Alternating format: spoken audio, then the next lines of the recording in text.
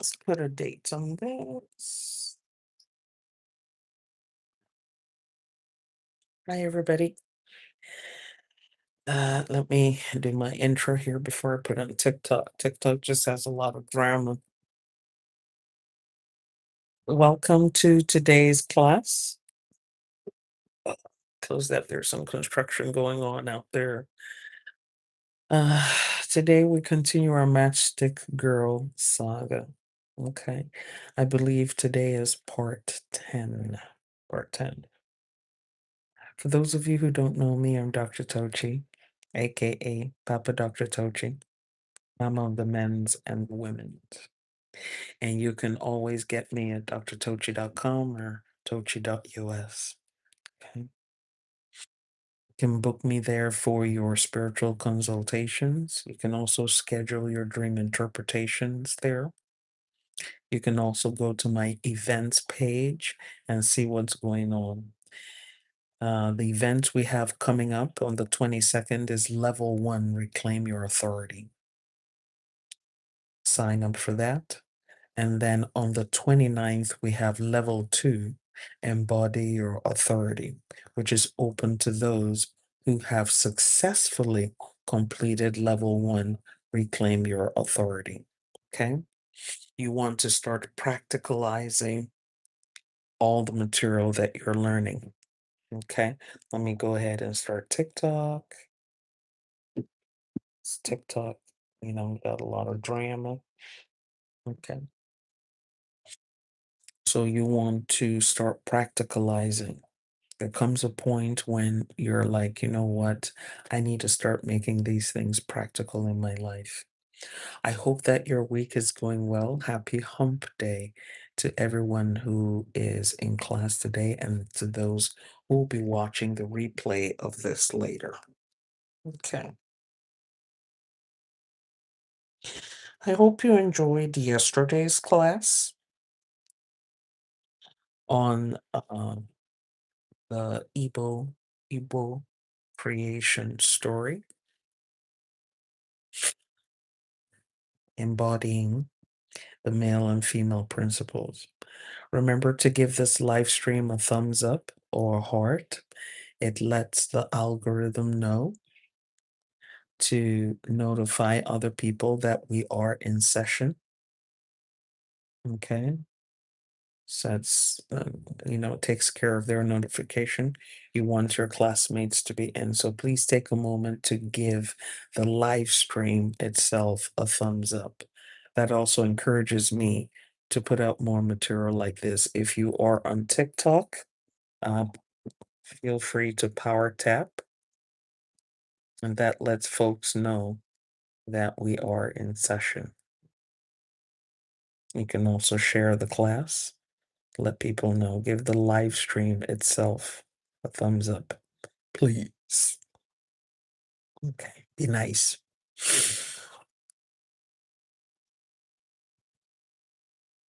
A thumbs up, a thumbs up, thumbs up, a thumbs up, a thumbs up. Thank you very much, sweet mommy. Thank you for the thumbs up.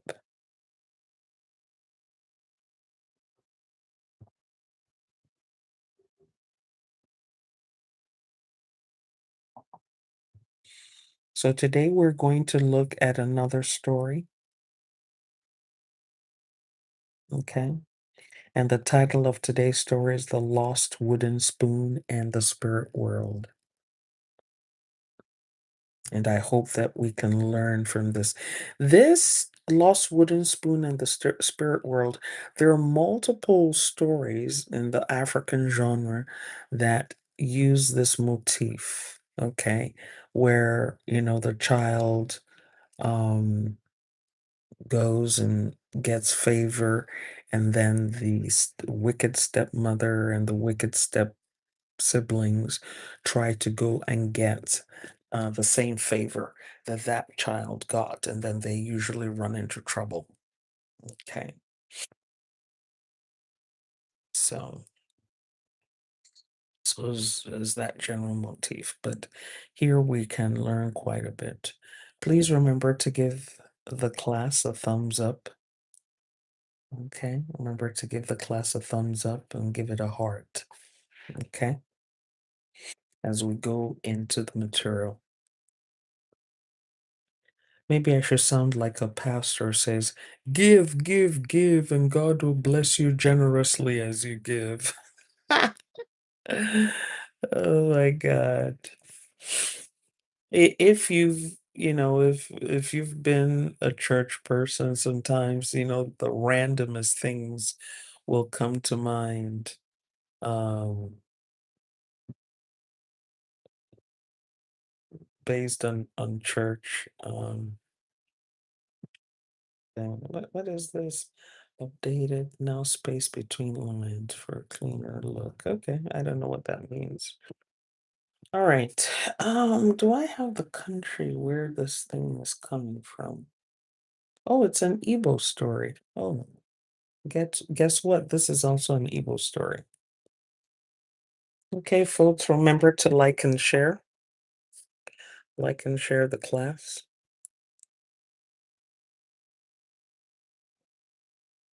Give the class a thumbs up. Give the class a thumbs up.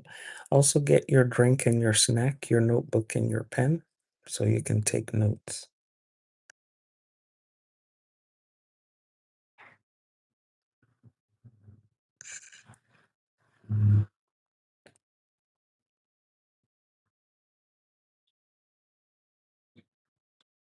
Okay. So this story of the lost wooden spoon. Okay.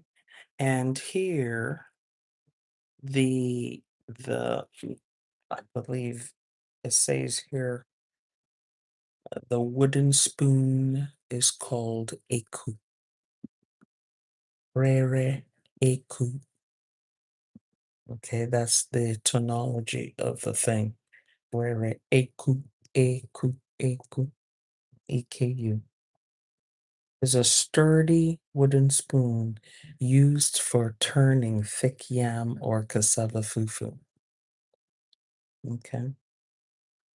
And this story, when it's told, is generally told as a morality tale. Okay. Is meant to teach morals. But like we've found out in other classes, there are also messages that tend to be embedded in these stories, in these myths. And it's those spiritual principles that we are interested in. Okay. So, this story vividly illustrates the stark difference between humility and arrogance. But there are some times that, in the bid to teach humility, it also teaches compliance. And then in that way, it becomes similar to the Cinderella sort of story. Because we have learned from the Cinderella Deception series that Cinderella, many of the versions of Cinderella were all about compliance, teaching women how to be compliant. In the Matchstick Girl series that we're doing, we're also seeing here how women are taught to be self-sacrificing, especially children are taught to be martyrs and self-depreciating and self-sacrificing and things of that nature. Give yourself up for the good of others. And sometimes it works out and sometimes it doesn't work out. Sometimes that sacrifice works out and sometimes it doesn't. And so in this story, we see a combination of those two themes. Okay. So in a sprawling village compound, as the Igbos, just like a lot of Africans, they live together as communal living. So, they will live in compounds. So you'll have a number of houses together, and these are a number of small family houses. When you have, there's polygamy is practiced in many parts of Africa. And so you will have the main house where the man stays, and then you have other smaller houses around the small house where the wives would stay with their children. When they're when they're family meetings, everybody goes to the main house. When it's a woman's turn to procreate, she will go to the main house. You know, if there are important rituals and things of that nature to be done, they will go to the main house. So that's why they live in a compound. And,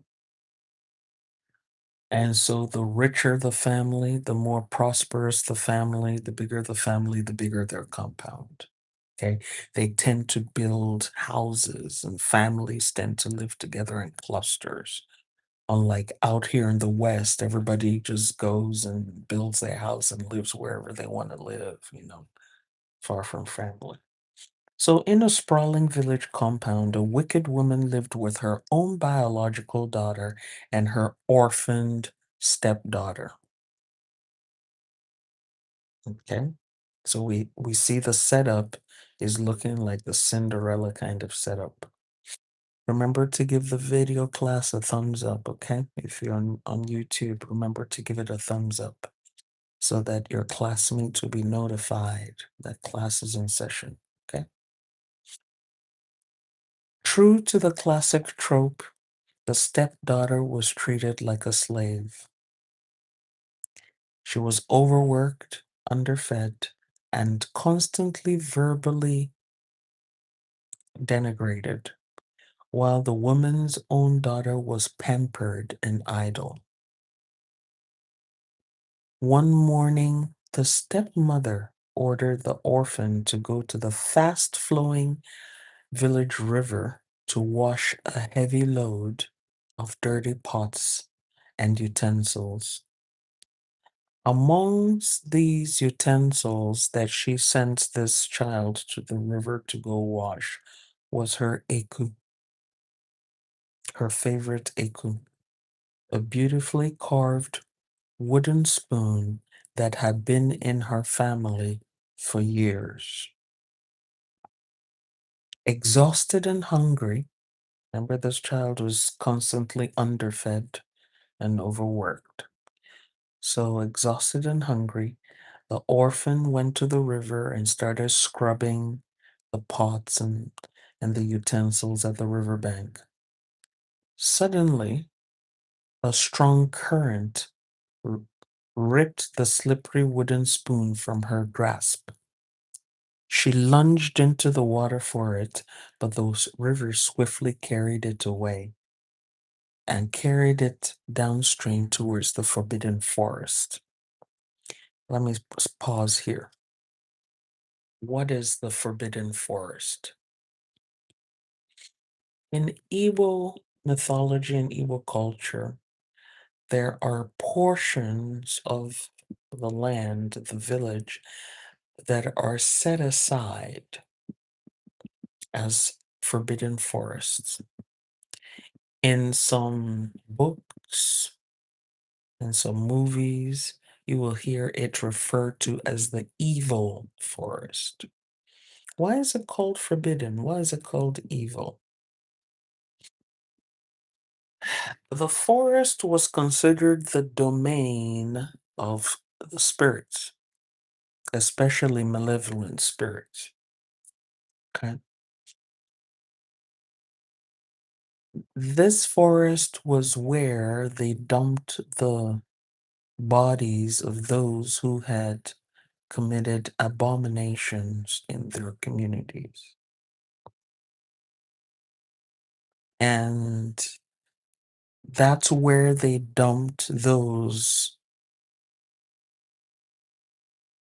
who had offended the earth goddess and other deities of the land. Okay? And the reason why they dumped those bodies over there was so that they themselves would not be contaminated by the wrongdoing of the person who had passed. So, for instance, if a person decided to unalive themselves, they would dump that person's body in that forest. And that forest, nobody went in there to do much. You just go in there, dump the body, and you turn right around and come back. Okay. Um, if there was a miscarriage, you dumped that in the forbidden forest or the evil forest.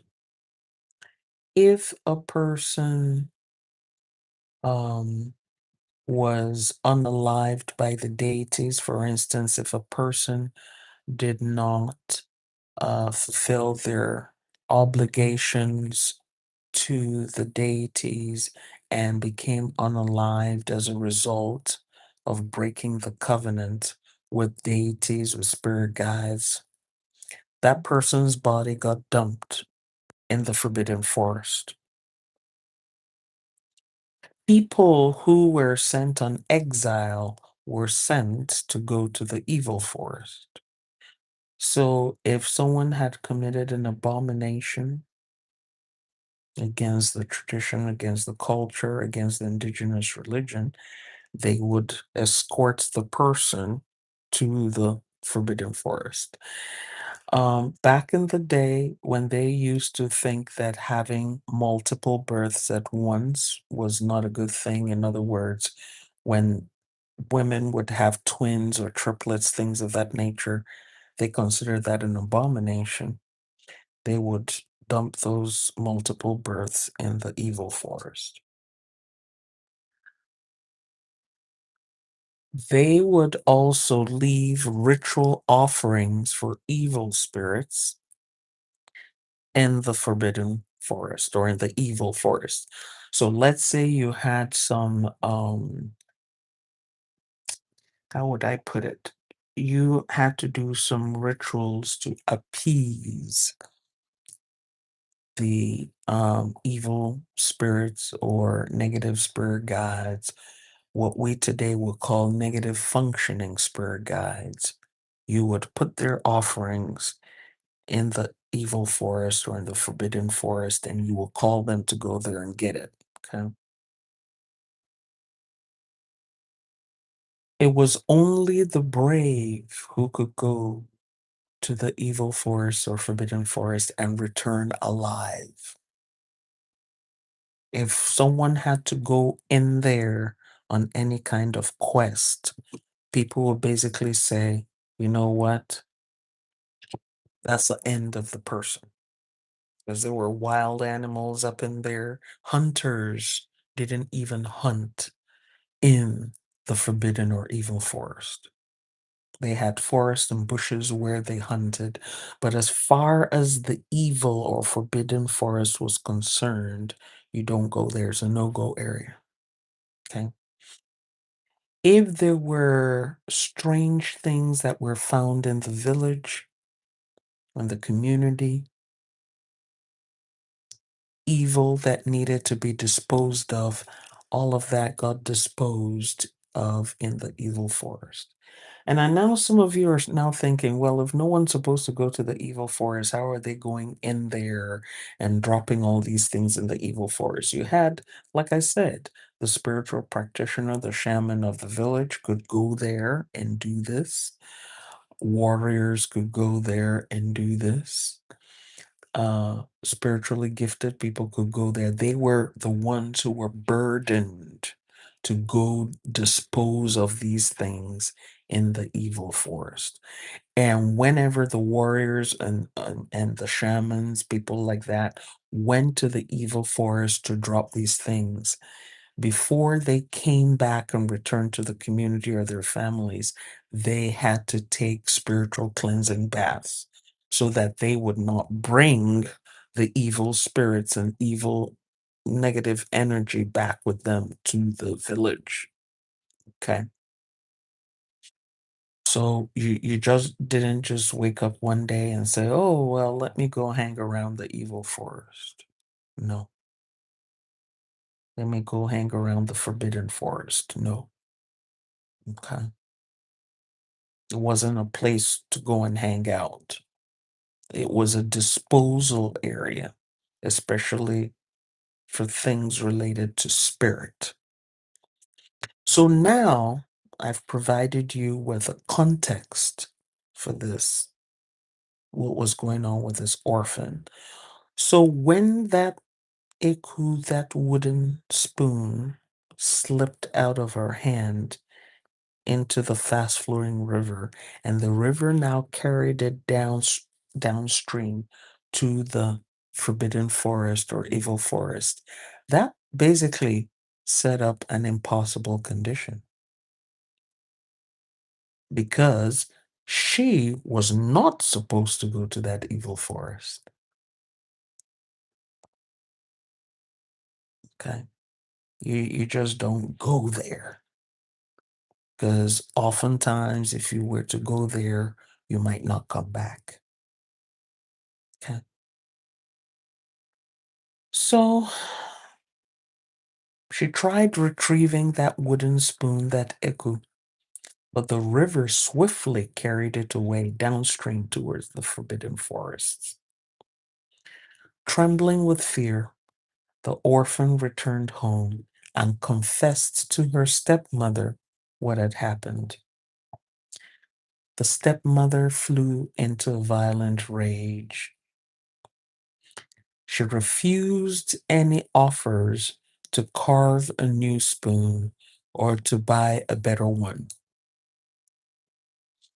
And even though we're not explicitly saying, you can imagine that that orphan also got some physical from the stepmother because of that wooden spoon. Okay. Because remember, she was orphaned. So she didn't have her mother to defend her. She didn't have her father to defend her. She was totally at the mercy of this stepmother. Now, we have here a river, a fast flowing river. What does that metaphysically symbolize?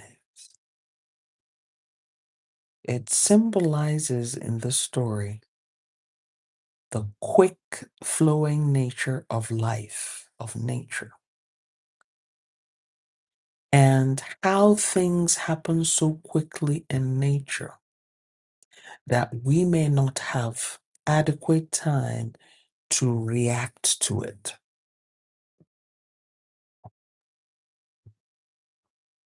And sometimes things may happen in nature that initially appear to be like a disaster.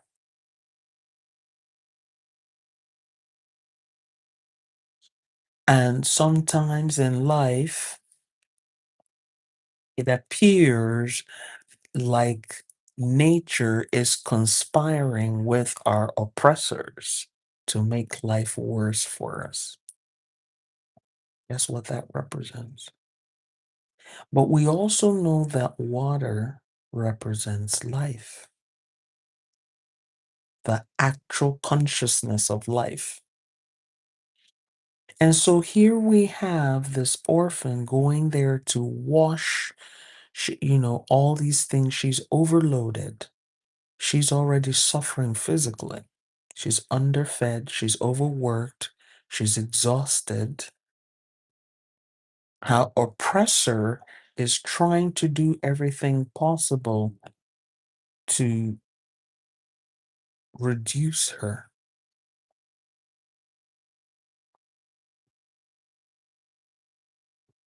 And if it wasn't that she was the de facto slave of the house, I am sure the stepmother would have done away with her a long time ago. But the stepmother needed free labor, so she would only give her just enough to keep her alive and working.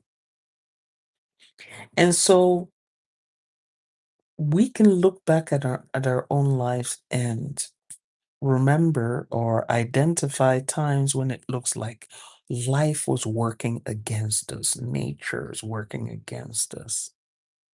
And I'm sure there are many of us who can identify with that. Okay. Hello, honey bunny forever. Okay. There are times we are just basically slaving away, being obedient, not know we're just like, you know what, I know this person or this system or this institution is oppressing me, but I have to remain here because if I leave, I will not make it. And so we stay. But certain things, life then starts doing life. Life starts lifing. And on the surface, when life starts lifing, we start saying, why is life, why is nature, why is the universe conspiring with my oppressor?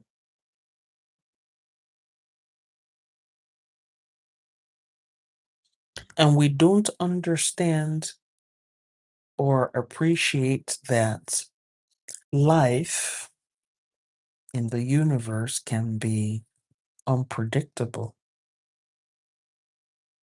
And that sometimes, just like the river, we have to go with the flow and wait and see what happens. Because that thing that looks like it was meant for evil can turn around for our good. Okay. And sometimes it happens. And so in this case, let's see how the orphan handled this. So she came back and confessed to her stepmother, and of course her stepmother who powed her and screamed at her and was angry. And the stepmother is like, you must return to me that exact same wooden spoon. I don't want a replacement. I don't want a new one. I want exactly that wooden spoon. That wooden spoon that the river carried away, that's the one I want you to get back for me. And she knew it was impossible.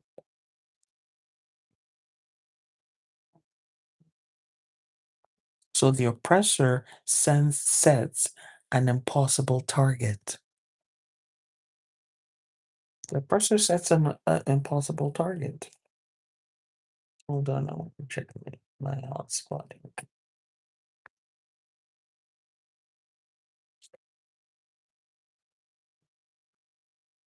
Because the oppressor knows you cannot meet this target, so I'm going to set this target for you because I want you to be hurt, humiliated, embarrassed. I want you to be helpless.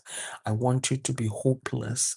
I want you to lose all hope. So I'm going to set this target for you that I know you cannot meet. I want to break you down utterly. Okay. So instead, she pushed the weeping girl out of the compound, telling her, screaming at this orphan, that she must not return to that compound with that exact wooden spoon, even if it meant walking into the spirit world to find it. So she wanted that child to go into that forbidden forest. At this point, she's tired of this child, the existence of this child. Now, also understand Igbo culture, even though it's highly chauvinistic and patriarchal. Okay. As long as that was that child's father's compound, she had every right to live there. So the stepmother was using the loss of this wooden spoon as an excuse to remove her permanently from her own father's home. Because the woman knew that if she just sent the child out with no reason, the community will come against her. The community would come against her. The father's kindred would come against her because she's just a wife. And that child had a right to live there. So she had to find an excuse, and this was a perfect excuse for her to get rid of that child permanently. Because remember now what we said earlier about the forbidden forest. With nowhere else to go, the orphan walked along the river bank, following the current of the river deeper into the dense, dark forest until she crossed the invisible boundary into Alamo, the land of the spirits. Remember, we said that the forest represented the land of the spirits. The spirit world was terrifying, and it was a surreal place. Soon enough, the little orphan girl encountered grotesque sights designed to frighten and test human intruders. Remember, I mentioned before the only people that would go into this place would be shamans and warriors. Ordinary people do not, never went into the forbidden forest. And she saw spirits pounding yam with their heads instead of pestles. Okay, so I'm sure you've seen videos and pictures of how people grind and knead their food. They use a mortar, a mortar and a pestle. Okay, you put the yam in there or put the thing, whatever you want, and then you pound. You keep on pounding at it and pounding at it until it becomes a ball of fufu or until you grind it. Yeah. So in the spirit world, she's now seeing spirits who are pounding their food with their head instead of pestles, and others farming with their hands attached backwards. Man, if you're going to farm something, you farm it in front of you. But in the spirit world, she's seeing spirits farming behind their own backs. Though she was terrified, the orphan remembered her manners. She did not laugh, she did not stare, and she did not scream. Instead, she respectfully greeted all the spirits she found there, calling them elders and humbly asking them if they had seen a wooden spoon float by down the river. It was polite. And it reminds me of the saying, you can catch a lot more flies with honey than with vinegar. There's a young man I met recently. His mom just passed recently. Okay. And his mom was about my age. His mother was about my age. And I recognized him from the wake keep that was held recently. I confirmed it was with him. I confirmed that it was him and I commiserated with him. And he had come where I was, he had come in there to do some business. So I commiserated with him. And he was like, hey, I'm going to be running my mother's business now that she's gone. And I said to him, oh, I'll see, I'll support you when I can. And I'll let people know so that they'll come support you.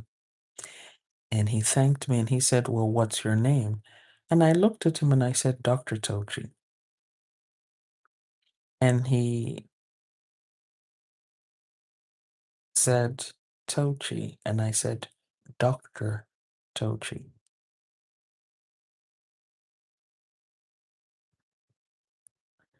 And he said, okay, Tochi. I said, Dr. Tochi. Remember his mother's age. And so he left. He told me his name and he left. A few minutes later, he came back. It looks like he forgot something. And he goes, hey, Tochi, I know you're going to say I want to come back here and hang out with you, but I actually forgot something here. And I said,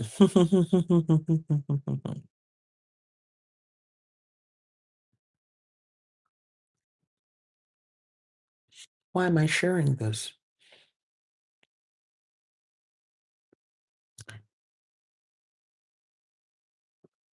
Respect to elders is important, especially if you need favors. I repeat, being respectful to your elders is very important, especially if you need favors. And many people do not understand what respect to elders mean. They just believe that, oh, I am in America, I'm in the UK, I'm in Canada, I'm wherever it is that I am, and I can do whatever I want to do. I can talk to people however I want to talk to them. This is America, this is Canada, this is UK. But they forget that they need favors.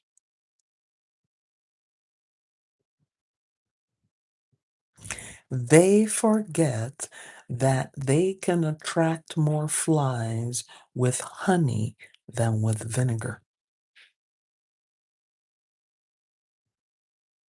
If you don't get anything else from today's story, get this. This child knew that she had to find that wooden spoon.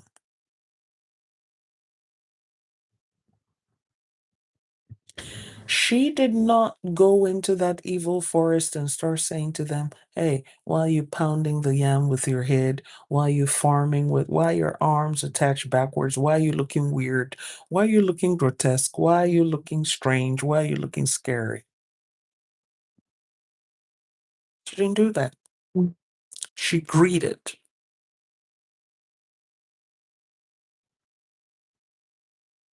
Because she knew she would need the help of these spirit guides.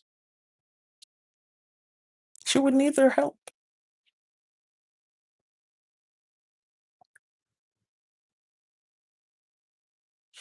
That young man that insisted on calling me Tochi, I've just said to you, I am going to help you. I'm going to help your business.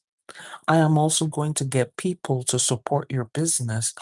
And you find it so difficult to address me as an elder, someone who is the same age as your mother.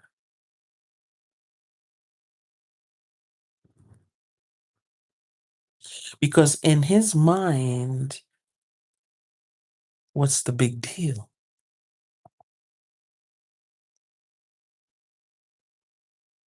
So now, since he decided to reduce me to become his peer, am I obligated to help him? No, I'm not.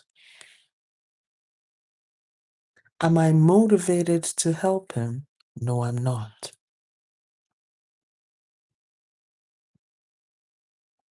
I hope you're learning something from this.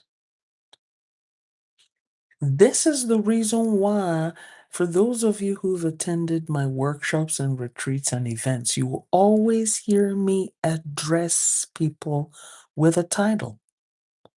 Even though I'm older than 95% of you, I still address you respectfully. You will hear me say, Miss Kiona, Mrs. Allen.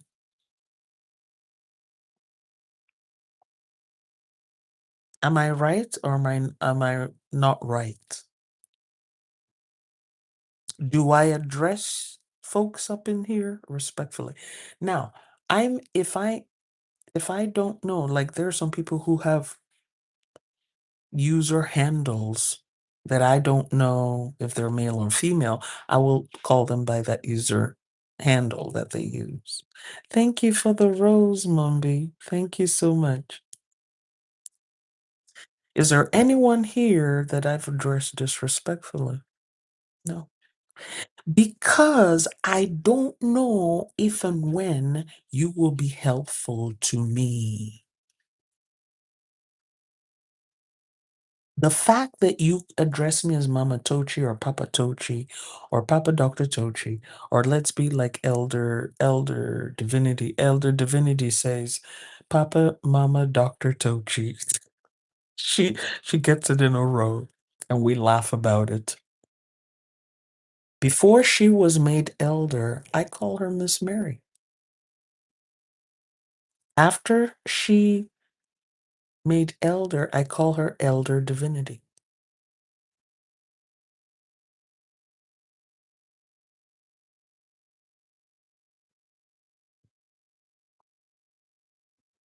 And we had a recent event where someone forgot to address her by her title and said Miss Mary. And I corrected it and I said, I recognize the presence of Elder Divinity. And the person corrected herself. Because I do not know how and when I may need your help. So it is in my best interest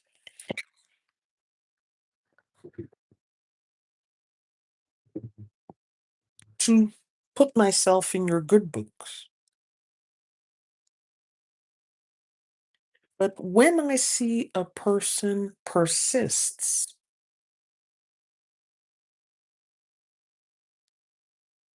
in reductionist behavior, you have just freed me from the obligation of helping you.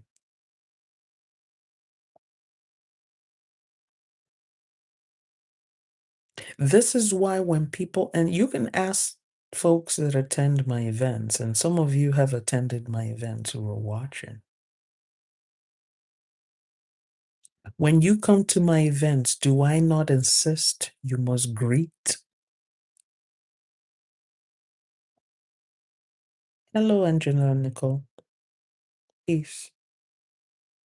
For those of you who've attended my retreats, when you come there, do I not stare at you until you say hello to everybody in the room? And if you don't say anything, I will call you out. I do that because I am training you to learn how to get favor with your own lips. People think, oh, I can get favor. All I have to do is do my rituals and this and that, and I don't have to do anything else. But if you don't even address your helpers respectfully, how do you expect to get the help you're looking for?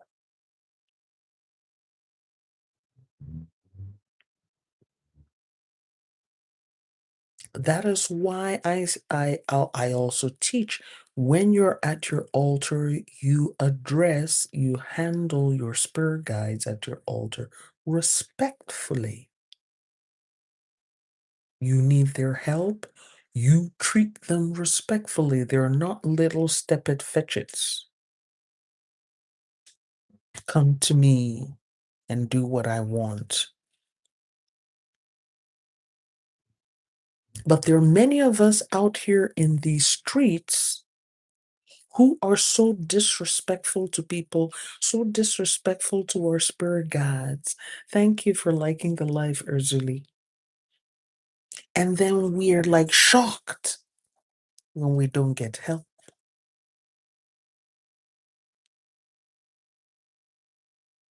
There was a time when I was in grad school, my first grad school, when I was getting my first grad degree.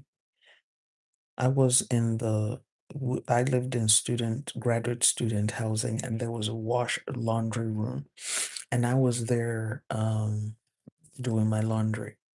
And there was this other woman that came in, young woman, and started cussing me out for, I'm trying to remember what she was cussing me out for, whether for a washing machine or something. That I forget exactly what she was cussing me out for. I think what it was she had washed her clothes, and those clothes had been sitting there for a long time. So I took out the wet clothes and put them in a dryer or something. There was something so that I could wash my clothes or something. Anyway, she came there and started cussing me out. And I didn't say anything to her. I just sat there to watch my clothes. Then after cussing me out, there was quiet for a little bit. Okay. And then, just as if nothing had happened, she started asking me, "Oh, do you know how long the dryers take to dry the clothes?"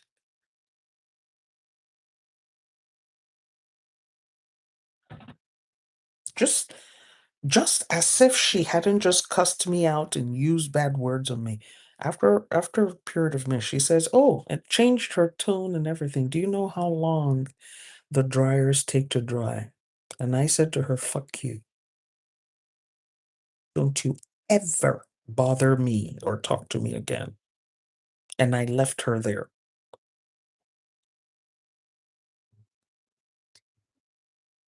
And I could see the look of shock on her face. "Why are you shocked?"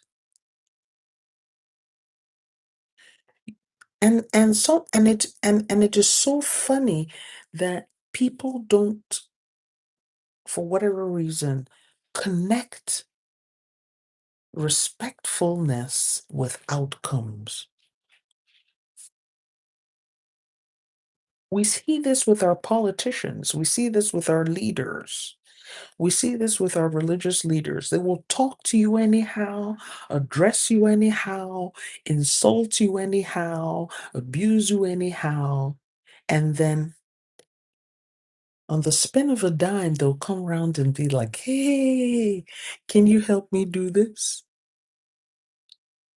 Can you help me do that?"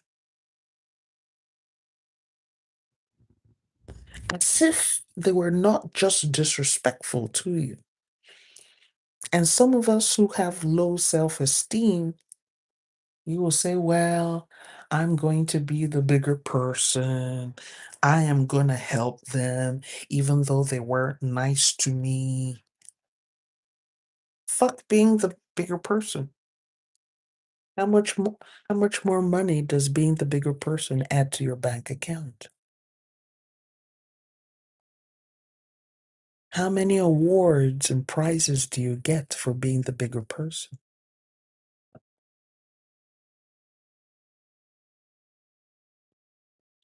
This orphan went into this forbidden forest where she knew that a lot of people did not return from. And the first thing she did to ensure her survival is to do the little thing that she could do, which was be polite, be respectful.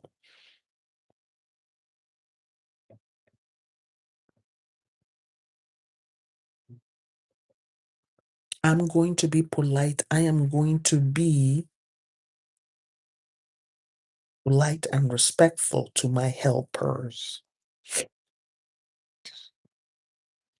There are people out here in these streets who are very disrespectful to their spiritual practitioners, and yet they expect their spiritual practitioners to be at their beck and call. What are you smoking?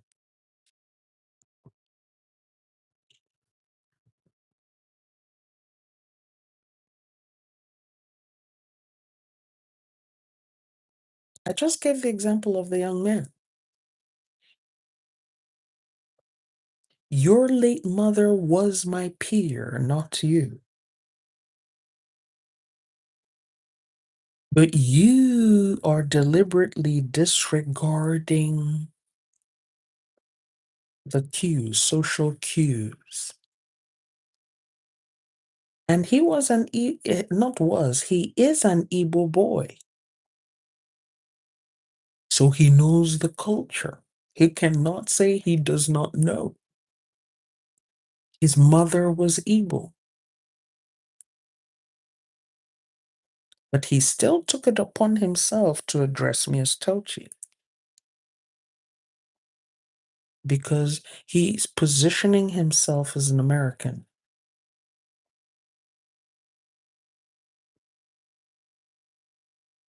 So my deal is, if you want to come to me and position yourself to me as an American, and you are not going to honor your own culture, I will treat you like an American. And treating you like an American means I am not obligated to support your business. I am not obligated to help you.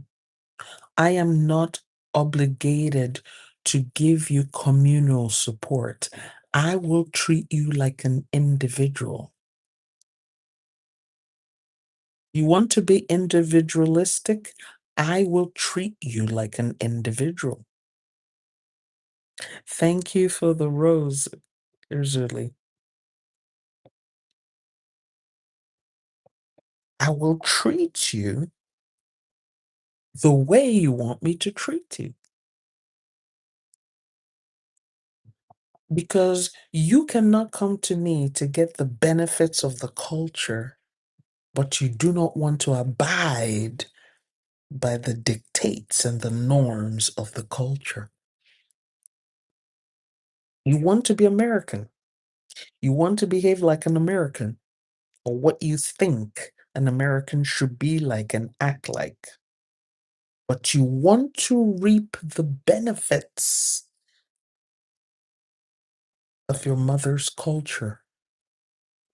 You are going and you are soliciting business from people from your mother's culture, but you want to position yourself as an American in the middle of that culture. Good luck.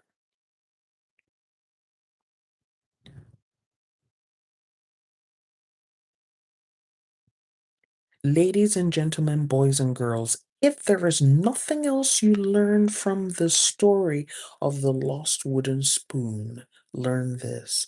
Respect is important, respect is reciprocal.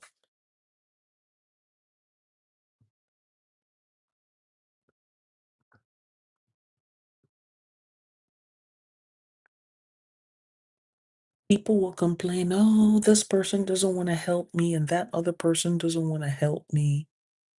But when you start coming close and seeing, how did you address that person? How did you approach them? Did you approach them with a sense of entitlement?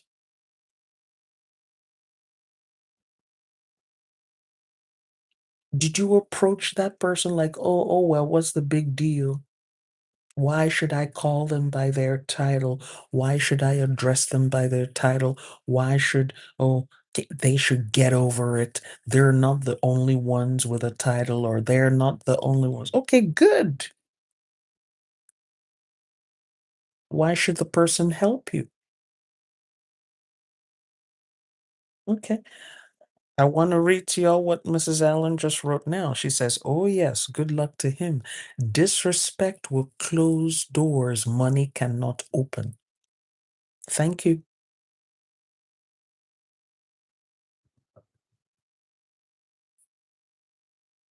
Even the richest man and the richest woman have people they respect. They have people they respect. They have people they respect.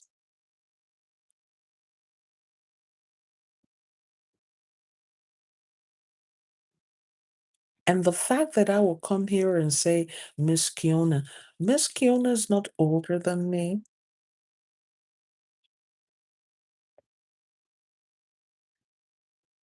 But I put that Miss there. I say Ms. Kiona because she says Dr. Tochi or Mama Tochi or Papa Tochi. And I don't know if 10 years down the road, I am going to need her help. I don't know if she's going to refer business to me. I don't know if she's going to recommend me to somebody. I don't know that.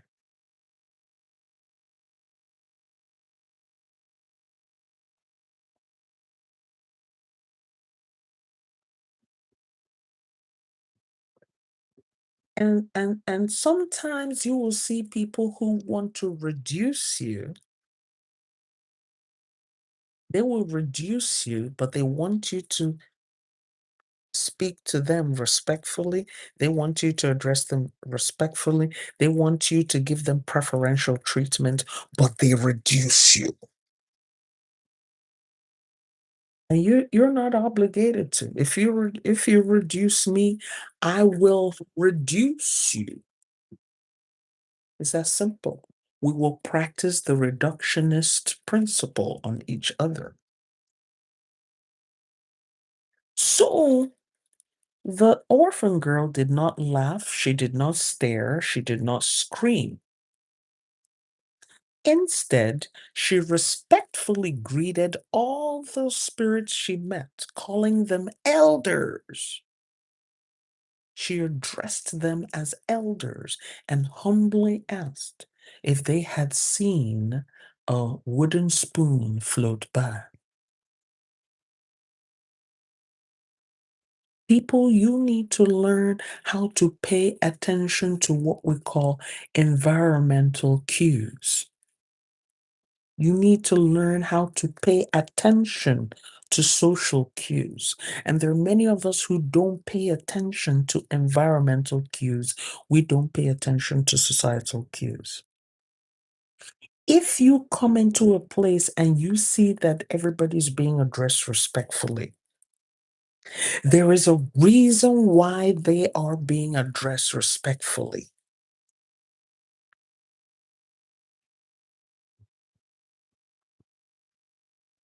Pay attention to what is being done in your environment. If you come into a place and people are saying, Mr. that, Miss that, Mrs. this, Elder this, Doctor this, Chief this, blah, blah, blah, there is a reason. Don't run up in there and say, oh, well, I'm an American citizen and I'm subject to the American Constitution, and it doesn't matter what people are doing here. I have freedom of speech. I can say whatever I want. You do that and you quickly mark yourself as an outsider. You do that and you mark yourself as an outsider. You identify yourself to everybody there as an outsider. And people look at you and they say, oh, this person doesn't belong here. Is anybody picking up what we're dropping here? If you are picking up what we're dropping here, let's have your AYE, in the comment section. Are you picking up what we're dropping here? Thank you, Mrs. Allen. If you cannot read your environmental cues, if you cannot read social cues, you Mark yourself as an outsider. And once you mark yourself as an outsider, you don't get included. You will be excluded. You will be excluded.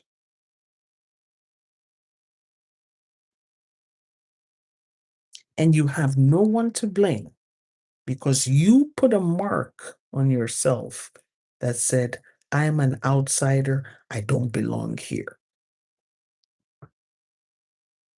You need to pay attention to what is happening in your environment. You need to pay attention to how people are conducting themselves so that you can blend in. And when you blend in, you reap the benefits of that environment.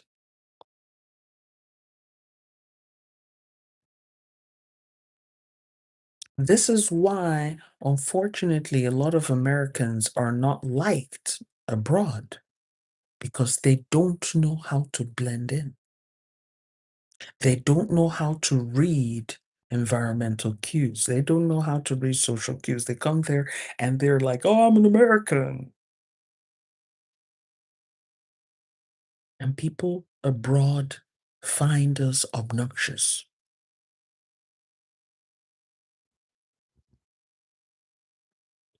But you would rarely have that problem with Canadians. Canadians go abroad and everybody's like, oh, you're a Canadian. Oh, you're a Canadian.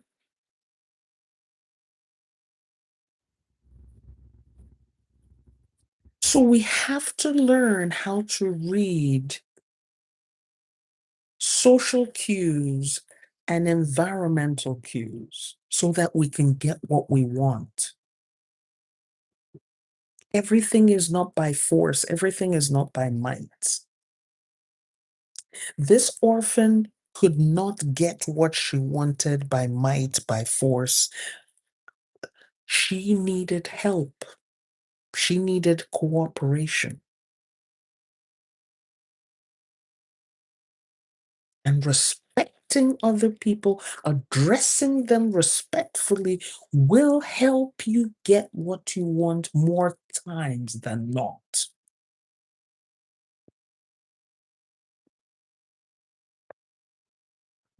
I'm not saying it will get you what you want all the time because, there are knuckleheads out there, but more often than not, it will get you what you want.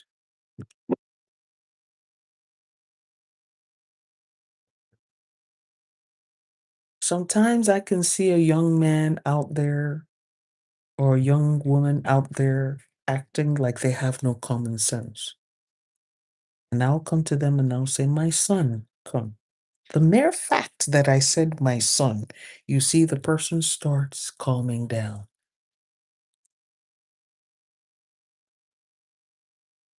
because now the person's like, why is she calling me her son?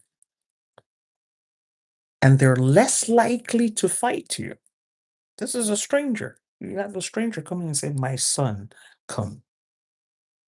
Or my daughter, come. You see, then they start calming down. But if you're going there, what's wrong with you? Whatever they're doing to the other person, they'll do it to you. There's sometimes I might be out and about and I need help. And I will stand and I will see a young man passing by. I will say, my son, come, come, come, come, come, come. Yo, come. I say, can you help me lift this thing with your big muscles and put it in my car for me? And you'd be so happy to do it because I addressed him respectfully. I didn't run up to him and say, hey, yo, yo, hey, yo, yo, yeah, yeah, yeah, yo, hey, yo, hey.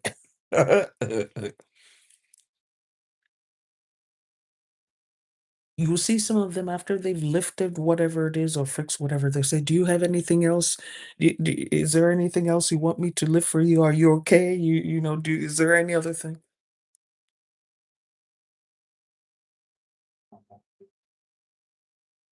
Say no. That's it. Thank you. And they're not even expecting money because even if I say, okay, do you want me to? They will, no, no, no, no, no, no, no. The mere fact that I saw them passing by and I said, my son, come and help me.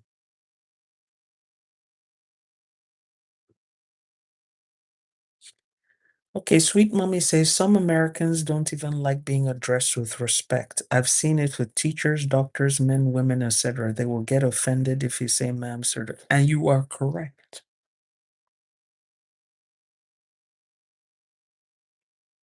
Because they're not used to respect. And in their mind, they are thinking, if you address me respectfully, you are trying to scam me, you're trying to swindle me, you're trying to get something out of me. You're right. Sweet Mommy is right. There's a lady I used to call Mama to address her respectfully because her daughter is my age. Call her Mama. Mama, Mama, Mama. I introduce her to people as Mama. And she would turn around and start saying, oh, Tochi. Tochi's just a friend.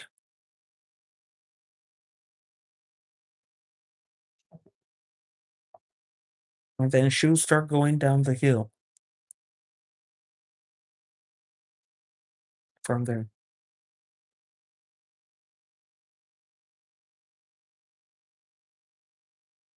That would, and for years, because I was trying to get her to a point where she could see herself elevated, see herself, because her own children were having a challenge with respecting her. So I was like, I will respect her, but she couldn't accept it.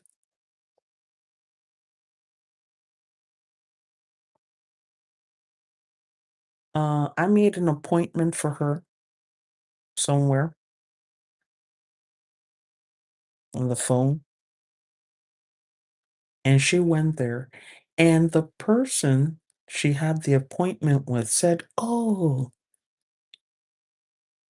you must be so proud of your daughter, Dr. Tochi. She took care of this appointment. She paid for everything. She had it all set up. She spoke with me, you know, and she wanted like updates. And she said to me if there were any expenses or costs, just to let her know. What did this woman say? Oh, Tochi is not my daughter. She's a friend.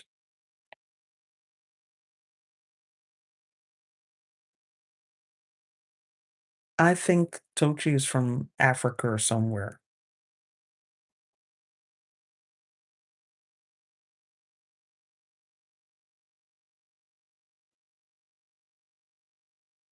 Yes, Miss Kuna.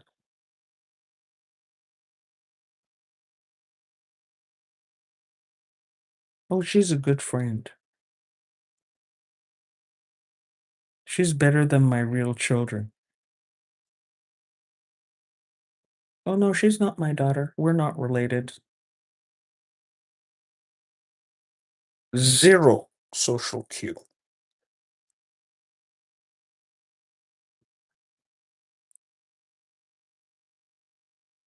And she's like, oh, yeah, we met when she came to grad school. She was a grad student when she came. That's how we met. And we've kept in touch over the years. And she now started telling that person my life story.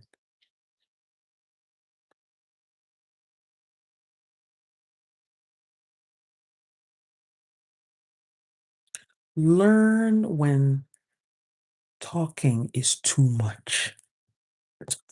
And how did I know all of this? Because when I called that place where I made that appointment for her, I said, okay, I'm calling for my mom, Nellie.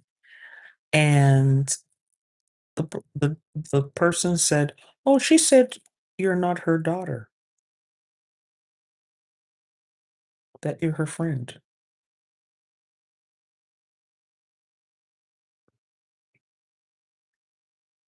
And I said, she's right. And I said, any bills outstanding? Is there any other thing you would like me to cover? And the woman's like, no, no, no, no. And, and gave me an update and everything and whatnot. I said, okay, any other things that need to be bought? No, then I said, okay, thank you very much. I didn't, until today, I never said anything to her about it.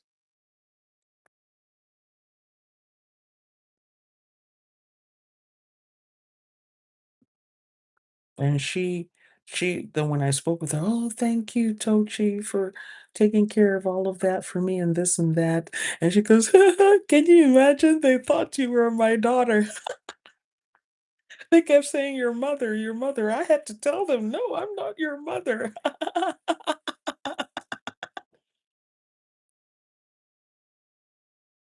That was the last time I called her mother. So now I call her by her first name because she reduced herself. So, yes, you are right. There are people that you will address respectfully, but they're not used to being addressed respectfully. And they will reduce you and reduce themselves. So, if you want to be reduced, keep them reduced.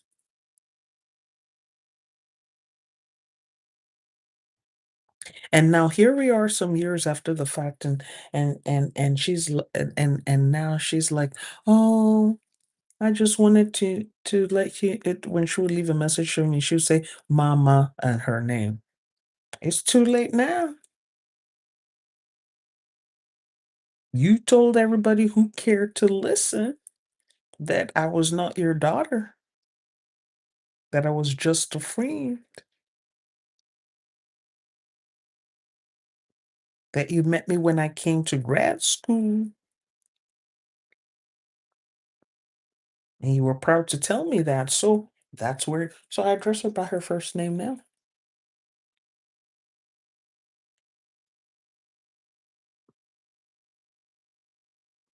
That's it.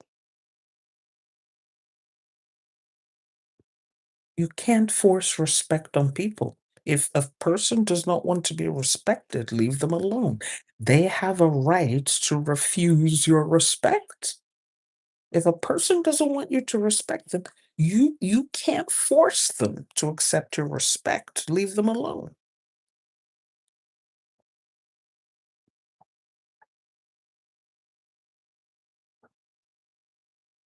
Exactly. So this orphan child went in there and addressed these spirit guides as elders. Okay. Let's see what Mr. Zuli is saying here. That's the reason I feel certain people here to experience their children treating them bad. Now you came trying to love them properly and giving them respect, and they don't know how to act. You are 100% correct. That's what I was saying to sweet mommy there are some people who don't know how to accept respect because that's not part of their psyche. It's just like if you have a person who is poor and you put them in a wealthy environment, they won't know how to behave. A lot of very poor people don't know how to behave in a wealthy environment because their energy and the energy of that environment are in dissonance. They're not in resonance, they're in dissonance. So they don't know how to conduct themselves in that rich environment. They don't know and they feel uncomfortable.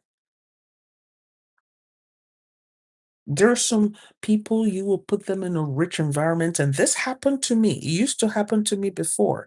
You put me in an extremely wealthy environment, I would feel so uncomfortable. I'll be looking for something to do to prove that I'm worthy of being in that rich environment. I used to do that because my nervous system wasn't used to that level of wealth. So I would be in a rich environment in a very wealthy person's home, and I could not sit comfortably. I'd be looking for something to do. Oh, I will start cleaning things, start fixing things. I will start, you know, trying to be of service because my nervous system could not take that frequency. I felt I had to justify my presence in that environment. I start going on errands. Oh, do you want to send me on an errands? You have chores for me to do? I'll be trying to, run errands for the person, trying to be loyal and obedient to the person because I was feeling that that's what they required of me to be accepted in that place.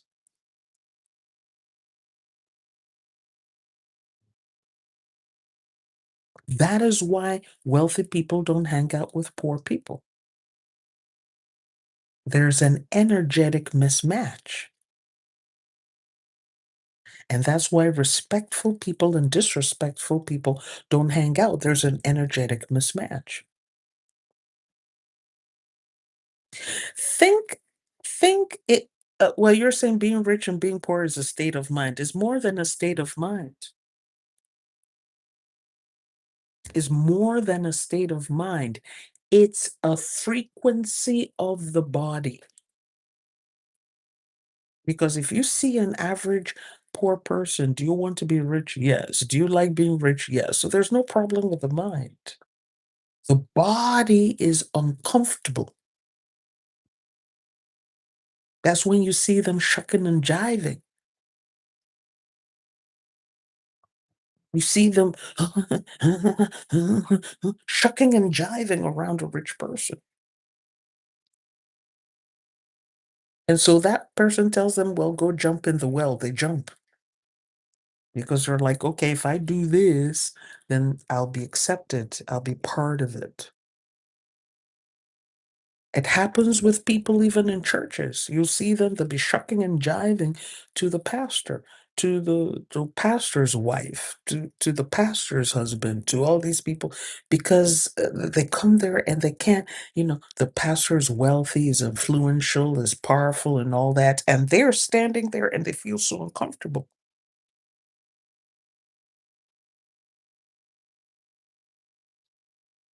I used to be like that. I wanted to be wealthy. I loved being around wealthy people. I enjoyed their pertinences of wealth, but I was uncomfortable. Be running errands, being obedient, being compliant, being submissive, because I was uncomfortable. And did it mean that those rich people favored me or helped me? No, because my nervous system was making their nervous system feel uncomfortable. And some of them will take advantage of it. They will start sending you on errands and chores, and you become a worker for them. And, you become an errand boy or errand girl for them. And some of them who don't want to do that will find a way to limit their interaction with you because you are making them feel uncomfortable. Some people, they're in the presence of wealth, and all they knew how to do is begging. Give me, gimme, gimme, gimme, gimme, gimme. Help me, help me, help me, help me, help me, help me, help me. Gimme, gimme, gimme, gimme, gimme, gimme, gimme, gimme. Gimme, gimme, gimme, gimme, gimme. Help me, help me, help me, help me. Give me, help me, give me, gimme, gimme, gimme. Help me, help me, help me, help me. And so the wealthy person limits contact because you're making them feel uncomfortable. So one skill we need to learn is being aware of social and environmental cues. Even in your spirituality, if you're at your altar, you've called your spirit guides. How do you know if they're there? If you're not paying attention to your environment, how will you know? How will you know? But some of us, I'm a spiritual person. I'm involved in my spiritual practices. And we're so caught up in the drumming and the singing and all the activity and the talking and the blah, blah, blah, blah, blah, blah, and the talking never ends. We don't even know if the spirit guide is there or not. We have no idea because we're so busy talking and doing all these other things and yeah, yeah, all these things that we think are necessary. You have no confirmation that your spirit guides are even there. You have no idea, no confirmation. Have no idea.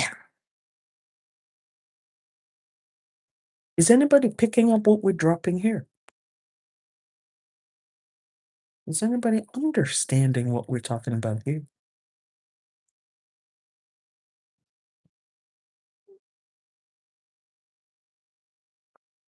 If you understand what we're talking about here, let's have your yes, YES, in the comment section.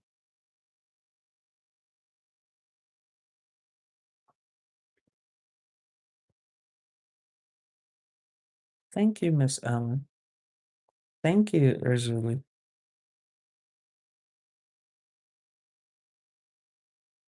Thank you. We're so caught up, we're not paying attention. No, I'm busy doing this. You don't even know if your spirit guides are there. You don't even know if they're present. You have no idea. Oh, they, they, you know, my spiritual godmother, my spiritual godfather, my Baba. uh, They want us to do this, and they want us to. Oh, my pastor wants us to. My evangelist, my imam. This person wants us, and you're so. And it happens in church too. It happens in the masjid too. People are so engrossed with activities that they don't even realize that they're not even getting results. They're so engrossed, they're not even paying attention to their environment. They're not. They are not. And they're not even realizing that they're not even getting the results that they want.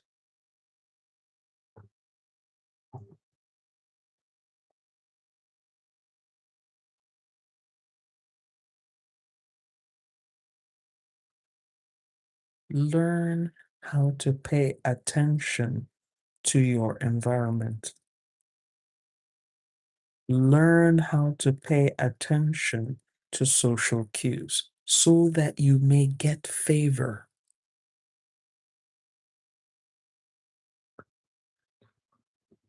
You can do all the favor, prosperity, abundance, rituals, and spells you want, and prayers and stuff. But if you're rude, if you're disrespectful, you have just canceled all that work you did. You just canceled it. So people don't even know how to address their spirit guides respectfully. Some people don't even know how to address their spiritual practitioners respectfully.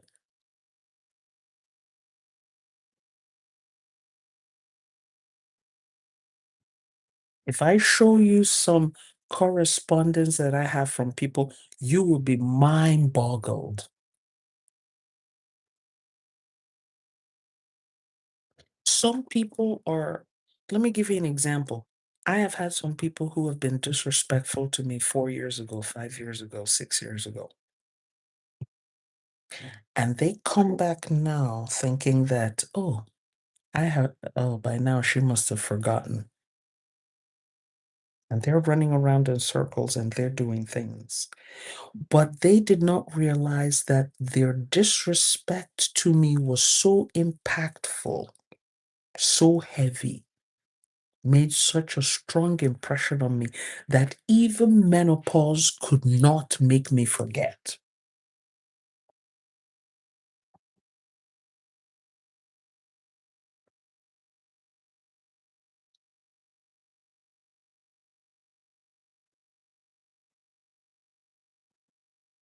And I have some of them, they come around me now. Oh, yeah, Dr. Tochi, you're the greatest. I love me, Dr. Tochi.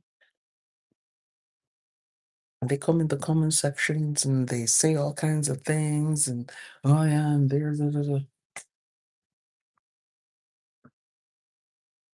But they're some of the most disrespectful people.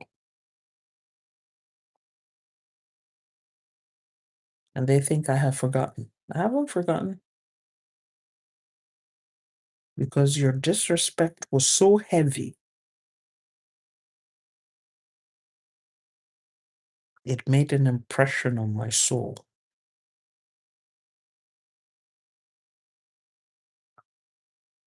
I have someone and the person still comes and writes and writes comments and everything. And the person back then sent me a message on WhatsApp. Something must be wrong with you. I think it was I made a mistake in scheduling a class or something, or scheduled a class and didn't come to the class or something like that, something to do with classes or a ritual I set up, or there was something to do with the teaching or something I did. And the person wrote me, you better check yourself, organize yourself. You need to check yourself and see if something's wrong with you.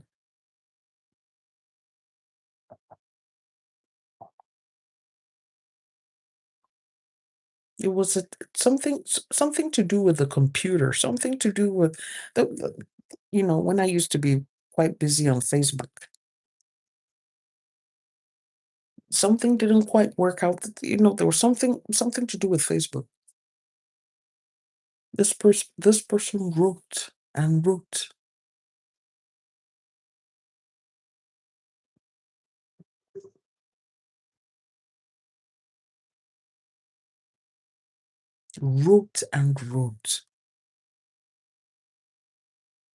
So I made a note of it.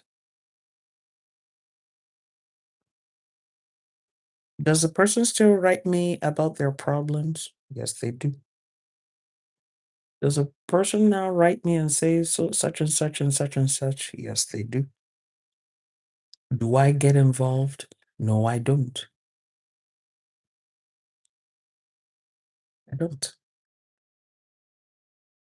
Since you said that I need to get myself together, that I need to check myself, why should I get involved in your problems? So it's the same thing with the young man. Since you persist in making me your peer, I am not obligated to help you. I'm not obligated to speak about you, speak about your business, promote you, promote your business. I'm not obligated. I'm not obligated to help your business. I'm not obligated. Respect is very important. So we have here this orphan calling these spirit guides, as grotesque as they looked, as terrible as they looked. She addressed them as elders. Elders, please help me. Eventually, she came across an ancient, withered spirit woman whose body was covered in sores. The old woman's spirit told that orphan girl that she had the spoon, but she was too weak to cook. The spirit woman said, yes, I got that wooden spoon you're looking for, but I'm too tired to cook. I'm weak.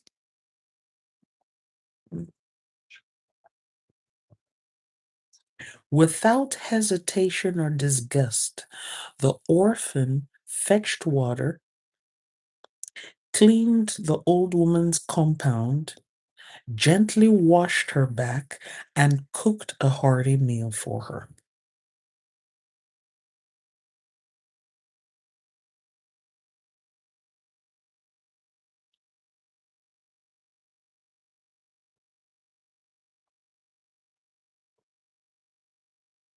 I can see who and what you are beneath all of this.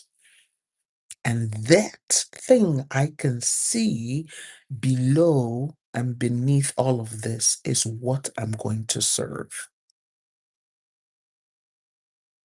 Thank you. Absolute 666 for veneration.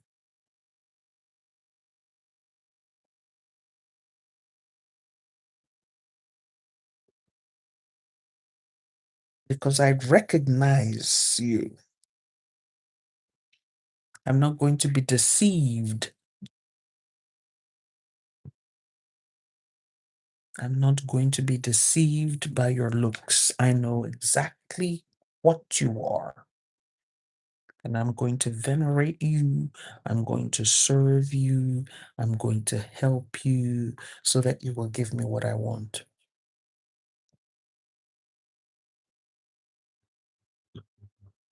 But most of us would see that old woman spirit, withered and old and weak, and say, "Give me that damn spoon." So impressed by the girl's pure heart, obedience, and lack of judgment, the old spirit woman handed back the lost wooden spoon to her. Before the girl left, the old woman brought out two clay pots. One was massive, beautifully painted, and adorned with cowrie shells. The other one was small, plain, and covered in dust. Choose one of these clay pots to take home, the spirit woman said, but do not break it open until you are safely inside your room. Being humble and knowing that she had to carry it a long way, the orphan thanked the woman profusely and chose the small, dusty pot. How many of us would choose the small, dusty pot? I wouldn't have, because I like good things. I would have grabbed the big pot, the one that was highly decorated. But you see, this orphan child was imbued with a lot of common sense that came from life experiences. Erzuli says, me too. The orphan girl knew, if I have to carry this pot and I have a long way to go, the bigger the pot, the heavier it will be. Because remember, this is a young girl that had experience washing so many pots and utensils at the river. Remember, her stepmother would burden her with all these things. So she knew how heavy things could be. And so she was a very pragmatic soul. She's like, yeah, I would like a big pot. But seeing that the instructions are, I have to carry this pot back with me, and I can only break it open when I get home inside my room.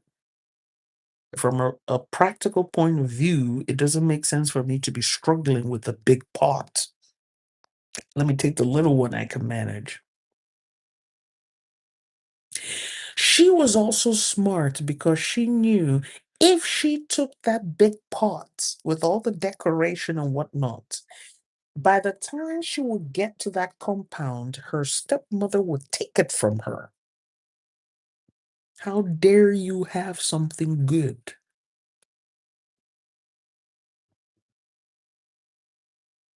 So, no, let me take the little pot.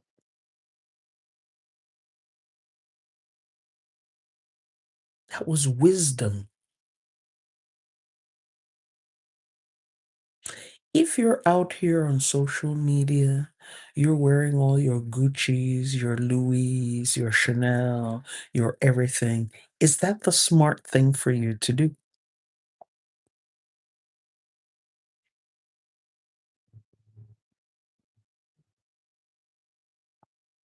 Is it smart to advertise how you live on social media?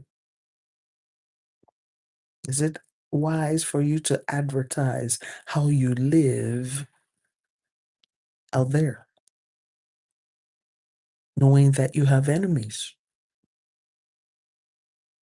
Knowing that you live under an oppressor, does it make sense for you to go and flaunt yourself? Address says only if you wish to be robbed. But there are many of us who do that. Oh, I'm going to show that stupid supervisor at work that I am not bothered. I got Louis. I'm going to go to work with my Louis because I know it pains her. I know it pisses her off. Then you wonder why you're not getting the promotion. Because they're sitting there talking about promotions, and that same supervisor you're trying to piss off is saying, "Well, she doesn't need it. She wears designer, she wears Gucci, so she doesn't need the promotion. She doesn't need that extra money. She already got it. So let's give the promotion and the extra money to those who need it."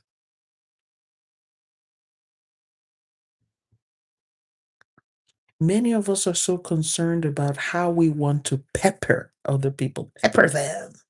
I want to pepper them, show that. I want to show them, show that. But how much is showing them costing you? How much is showing them costing you?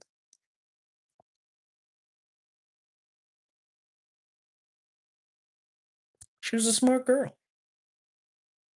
I'm not going to be carrying this heavy pot, knowing how far I had to walk into this forest to come and get the spoon. And then I carry a big heavy pot out to this forest. And remember, she still had to walk past a whole bunch of other spirits on her way back home. She don't know who might be trying to snatch up that pot from her. She don't know how heavy it's going to be, especially if she was chronically underfed and exhausted. So she's like, you know what? I'm going to be smart. I know that the blessings in the bigger pot are more than that in the small pot, but I'm going to take the small pot. I'm going to take what I can carry. I'm going to take the small, dusty clay pot that's not going to attract attention.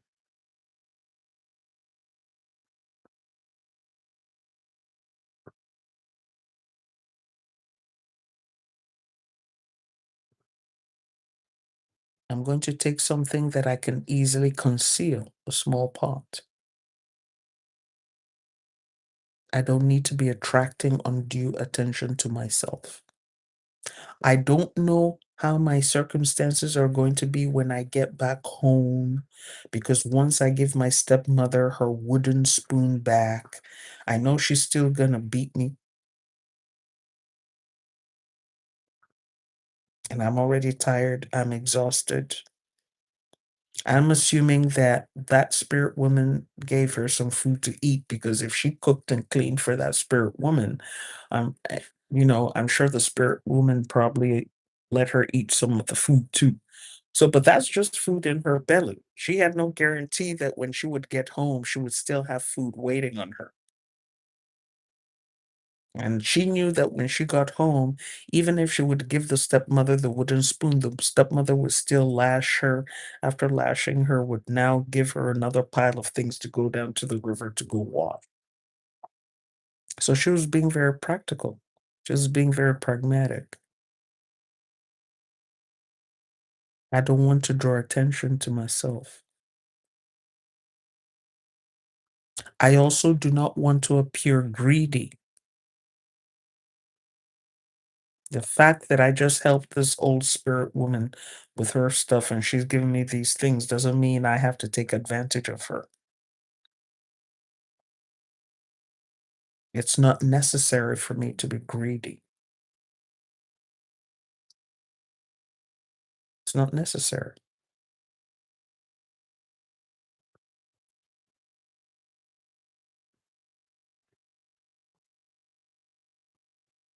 So, being humble and knowing that she had to carry it a long way, the orphan thanked the woman profusely and chose the small dusty pot. And she started walking back home. When she returned home, she handed the stepmother the wooden spoon and retreated to her dark corner. She broke the small pot. Instantly, the cramped room filled with dazzling riches. Fine coral beads, expensive wrapper cloths, gold, and cowries. Remember back then they used cowrie shells for money. The orphan was suddenly the wealthiest person in the village. When the stepmother saw the orphan's sudden wealth, her eyes burned with greed and jealousy. She demanded to know exactly how the girl acquired it. So the orphan girl told her the truth, told her the story. You said I had to go into the forbidden forest to go get your wooden spoon, that you would not accept anything else but your original wooden spoon. So I went into the forest to go get your spoon. I went there, I saw all kinds of spirits, and I met this withered old spirit woman who needed help. And I helped her. And I helped her because I had experience with the kind of help she needed. Because remember, the orphan girl was the one who was always cooking, cleaning, sweeping, doing all the house chores. So my past suffering prepared me to provide a needed service to somebody who could favor me. All that punishment that you were giving me, cook, clean, sweep, and everything, turned out to be the training and the experience and the knowledge that I needed to offer someone else who was in a position to favor me.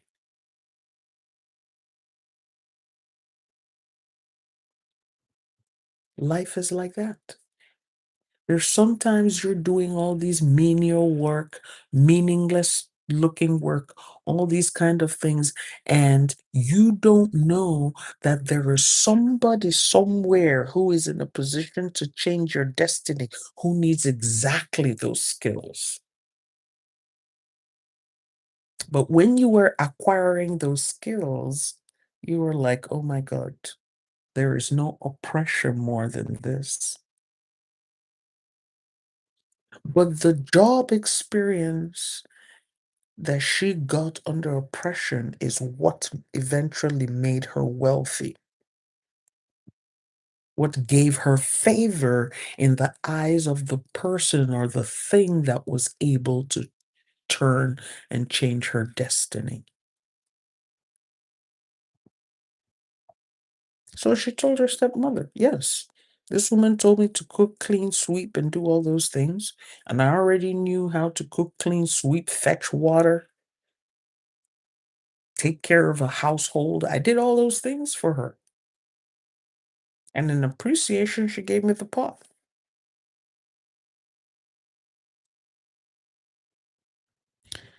So, upon hearing the story, the stepmother formulated a plan.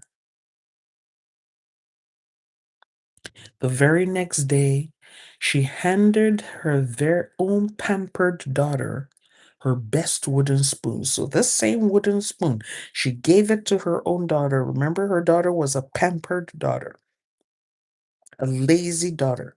She gave that child that spoon and explicitly ordered her to go to the river, throw the spoon in, and follow that spoon into the spirit world.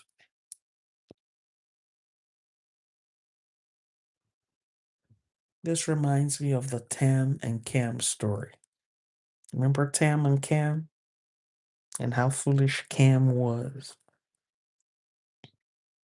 The spoiled daughter marched to the river, tossed the spoon in, and followed the bank into the forbidden forest, which was the spirit realm.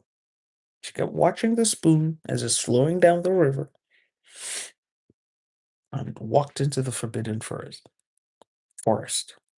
However, she possessed none of the orphan's grace. When she saw the backward farming spirits, she pointed and laughed hysterically. Disrespect, insulting their deformities. When she met the ancient spirit woman with sores, she covered her nose in disgust, rudely demanded her spoon, and outright refused to fetch water or clean the compound, stating that she was not a slave. Michi M says the daughter ain't coming back. Well, she came back all right. And I see this even in my spiritual practice. People who are so insensitive to the environment, they they, they just have a verbal diarrhea. Verbal diarrhea. We're in the middle of a ritual and the person is there having a verbal diarrhea. And I have to tell them to shut up. Just shut up. No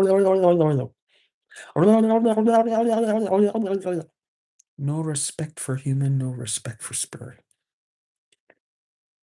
Mm. The spirits quietly observed her arrogance. The old woman handed the spoilt girl the spoon and brought out the same two clay pots, one large and beautiful, the other one small and plain. Made her the same choice, offered the choice. But remember, now we're dealing with someone without an iota of common sense. This person does not have one iota of common sense, not one. The orphan that you maltreated told you, I was offered 2 point pots. I took the smaller one because that was the easier one to carry. And look at it, I broke it here. I'm now the wealthiest person. You go there, you're rude, you're disrespectful, you're mocking the spirits you're seeing there, but they still offer you the same 2 pots. You still have no sense. Driven by pure greed, the girl snatched the massive, beautifully painted pot without even saying thank you and hurried back home. Yes, she did, sweet mummy. The spoiled daughter arrived home, panting under the weight of the massive pot. Because in her mind, she was saying, if you took the small pot and have all this wealth to the point you're the richest person in the village, I'm going to take a bigger pot and be richer than you.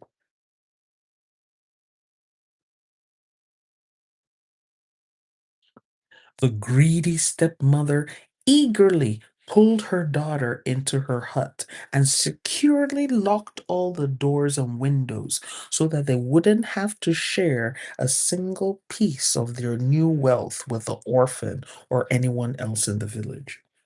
Because remember, the orphan only had a corner, she didn't even have her own room.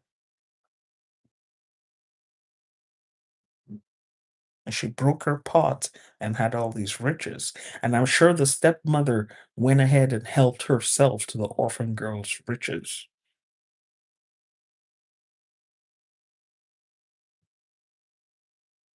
because that's what those kind of people do. So together they smashed the big, beautiful pot.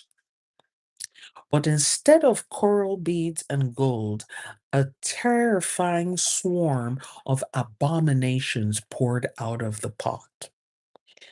Venomous snakes, giant scorpions, biting wasps, and terrible diseases erupted from the broken clay.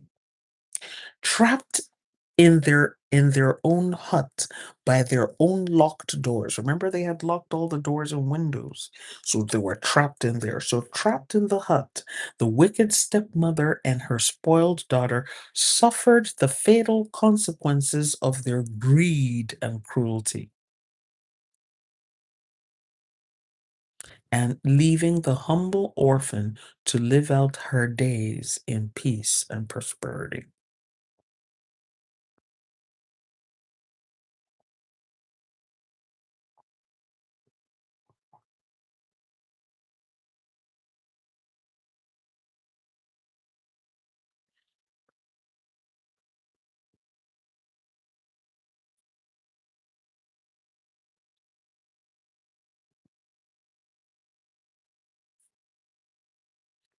There are other stories that are similar to this, the orphan and this.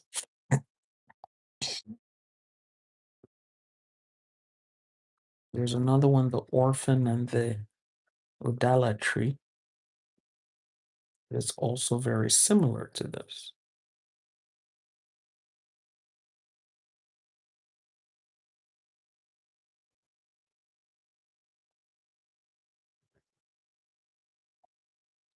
Hold on, I'm looking for something here.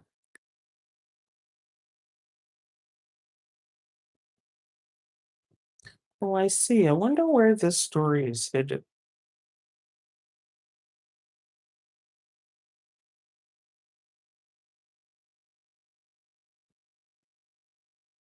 Interesting.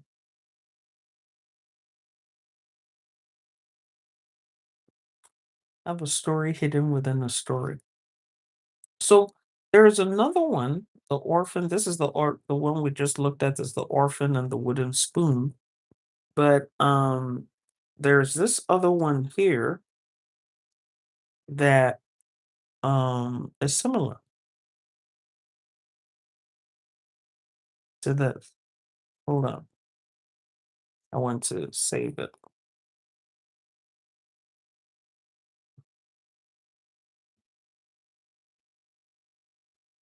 Okay.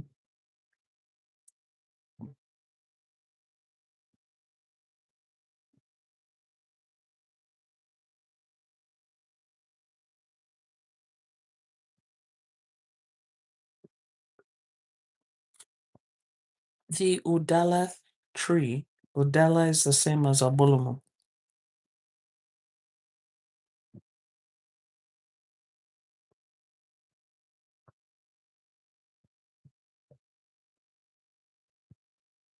I want to save it so that we can look at it because it's also a variation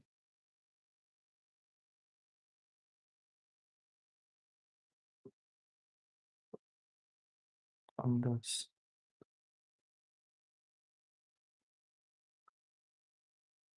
So what did you get from the story? What spiritual lessons did you learn from the story? Okay, Miss Kiona says, be careful how you treat people physically and spiritually. Okay. Mrs. Allen says, beautiful love. Sweet mommy says, I love the story. It's like a Tam and Cam. Remember, Cam came to Tam and says, how is it that we did all these things to you and you were still able to come back undefeated? And she said, oh, you know, in order to increase my beauty, I go sit in boiling water. And then Cam went and sat in boiling water and boiled herself alive. Okay. Bigger sometime doesn't mean better. Yeah, that's right. Okay, respect and humility.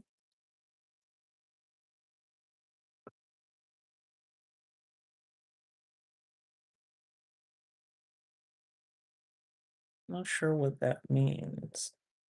I'm trying to find out more about her hardships preparing her. I'm not sure what that means. Bigger sometimes doesn't mean better. And again, I think that story is a classic teaching on paying attention.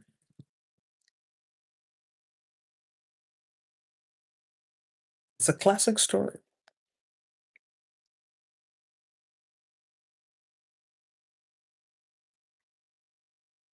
The pampered girl did not say to herself, why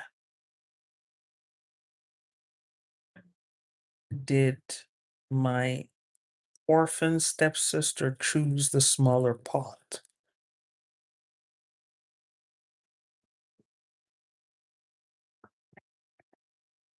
She didn't say that. She didn't think about it. And there are many of us in today's world who think that way. Oh no, bigger, faster, better. I want more than you do. I want bigger than you do. And we don't know the responsibility that comes with the bigger. I want my house to be bigger than yours. I want my car to be bigger than yours. I want my this to be bigger than yours. I want it to be, and we don't know there's a cost to all of that.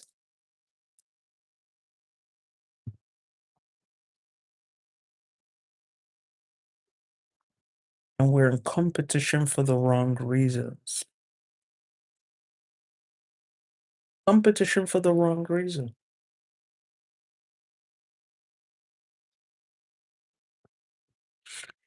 In this story, you could have said, well, okay, so the orphan girl got all those riches. Why didn't she leave home?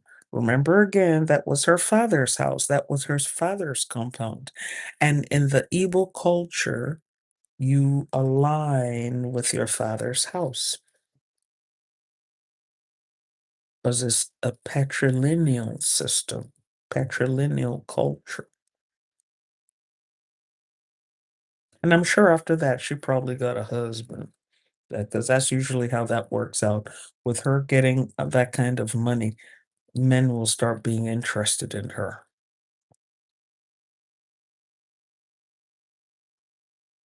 If you have money, you can get practically anything.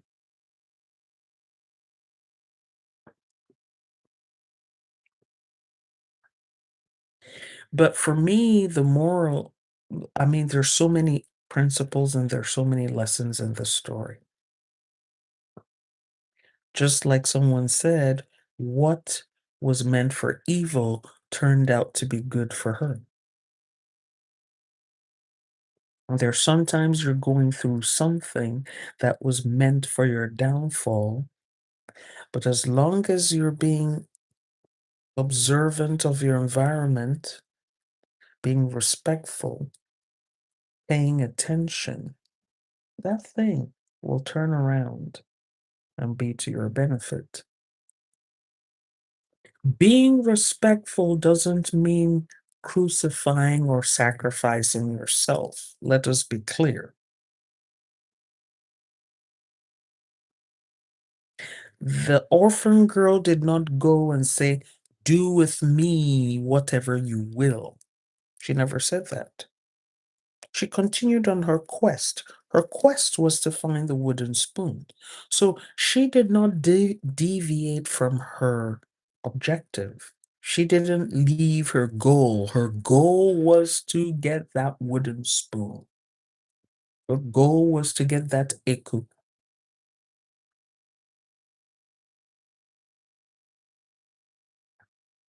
But she was diplomatic because she was in enemy territory. She was in an environment where she was not in charge. She was in an environment where she didn't have control. She was not in charge. She was the weakest person in that place. When you are the weakest person, that is not the time to start screaming, I have rights. And many of us make that mistake. You have no support. You have nothing holding you up, nothing supporting you, but you're there screaming, I have rights. I want to enforce my rights. My rights must be recognized. Nya, nya, nya, nya, nya, nya, nya, nya, nya, nya, nya, nya, nya. She was not in a position of authority. She wasn't a decision maker. So she had to use diplomacy and tact to achieve her objectives. And there are many of us who are not like that, including myself. We'll be fighting. We'll be fighting. I have rights.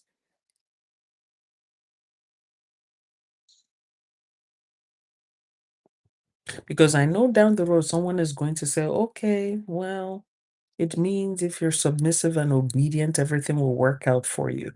It depends on the context. If you have zero help, zero support, zero helpers, zero everything zero, then tact and diplomacy is probably your best tack.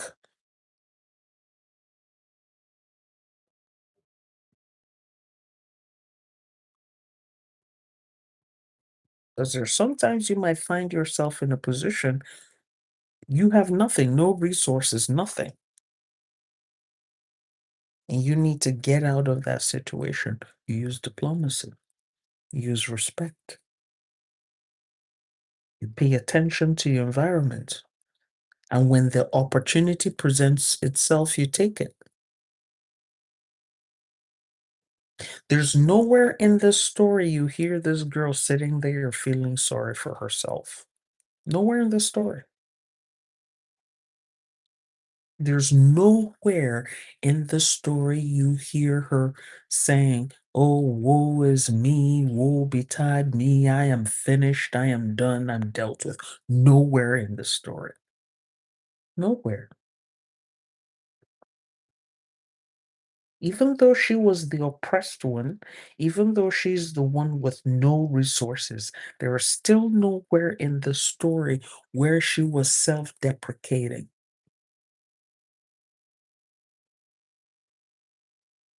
There's nowhere in this story you can hear her putting herself down. Nowhere. Nowhere. Because sometimes we come away with a feeling that, oh, obedience means I have to diminish myself. I have to allow myself to be humiliated. That's not true.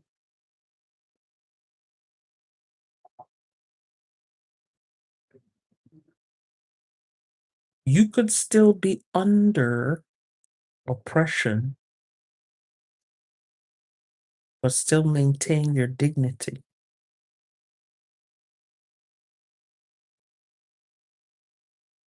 But you're paying attention. You're scanning the horizon, paying attention. And yes, she wasn't afraid to go into the fort. Well, she couldn't afford to be afraid because she knew if she didn't get that spoon, she would not be allowed to return home. So, was she afraid? Yes, she was afraid. But the goal was greater than her fear.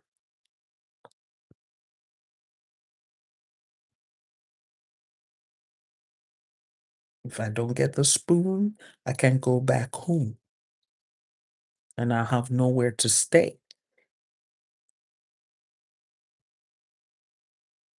I won't be under the protection of my father's home if I don't get the spoon.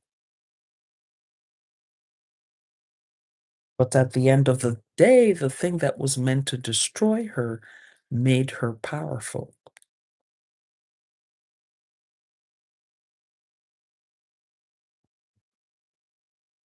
Okay. Quick reminder, if you haven't signed up for level 1, reclaim your authority, and level 2, embody your authority. Make sure you sign up where we practicalize these principles we're learning from these tales.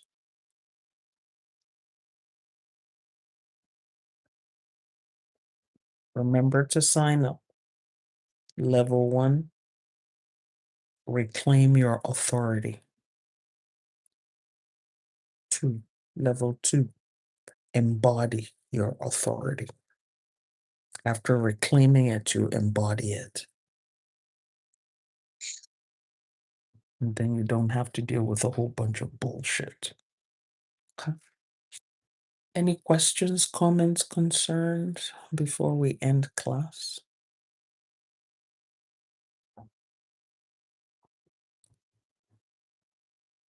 Did you enjoy today's story?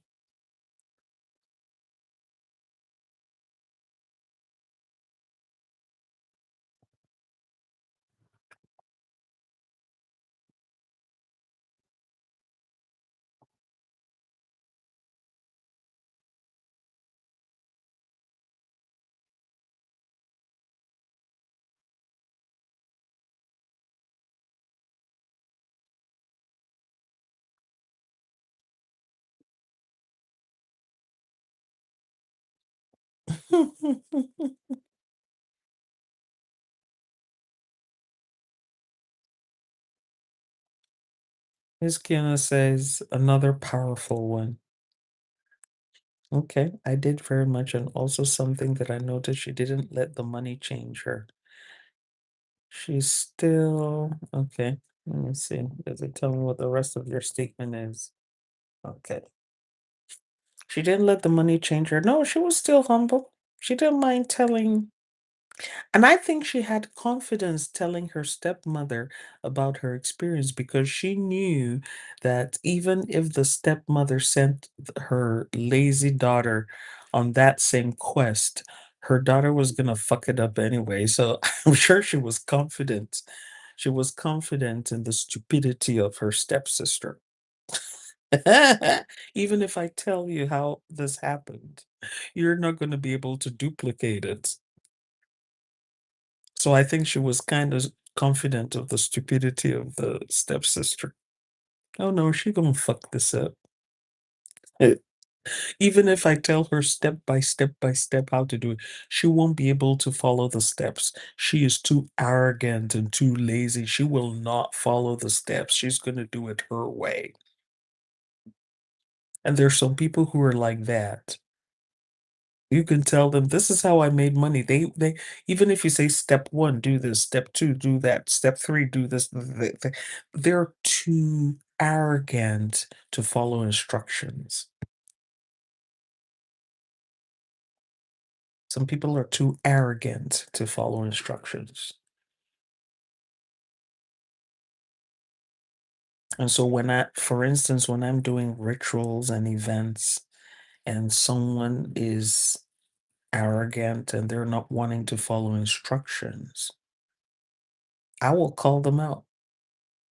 Because if the power of what we're doing, the ritual, depends on everybody cooperating, and you are the weakest link, you are going to make us fail. So I'm going to call you out. But if I'm doing an event like a retreat or workshop where everybody is responsible for their own results, I will let you continue fucking yourself up. You continue fucking up. I'm not going to say anything to you. Because if you don't want to follow instructions, it's on you. Not on me, it's on you. And I'm not going to get a headache over you not doing what you're supposed to do. So it's on you. Some people are like that, my dear. They're just too arrogant to follow instructions. I'm going to do it my way. They think it's Burger King. Have it your way. All right. Remember to sign up for the retreats. Don't say that you weren't told. 7 days, 8 p.m. to 10 p.m. CST. So it's last thing at night. Hello, pretty Shay. Okay. So tomorrow we'll have another story. I will endeavor to show up at the same time, 1 p.m. CST. Sometimes I'm busy, so I can't come in the morning or, whenever, So um my preference is to knock out the class at 10 a.m. CST, but 1 p.m. seems to be a sweet spot.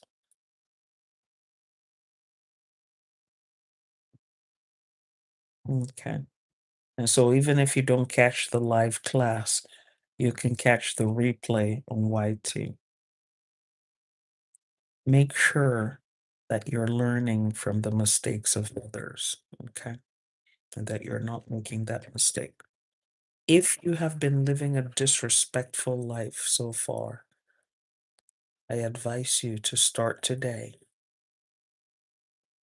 to be more respectful of others so that you can get what you want. It is people who help people. If you are rude to people, it'll be difficult for you to get help from people. Because even if your spirit guides want to help you, they're going to help you through people.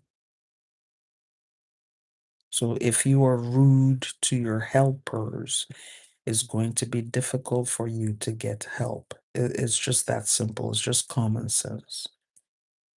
If you're dealing with your spirit guides, don't be rude to your spirit guides. They're not little step it, fetch it elves.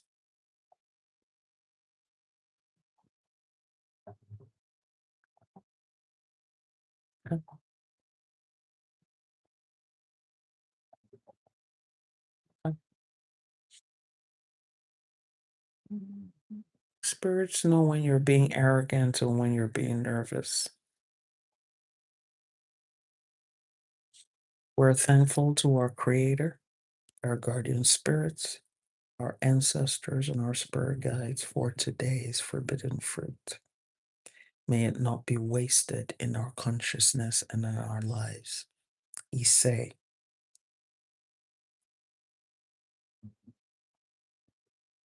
So I'm going to end with Ise today because we're telling Igbo's story. Love you all. Thank you for coming. Thank you for gifts. Thank you for the thumbs up. I appreciate you. See you tomorrow, same time.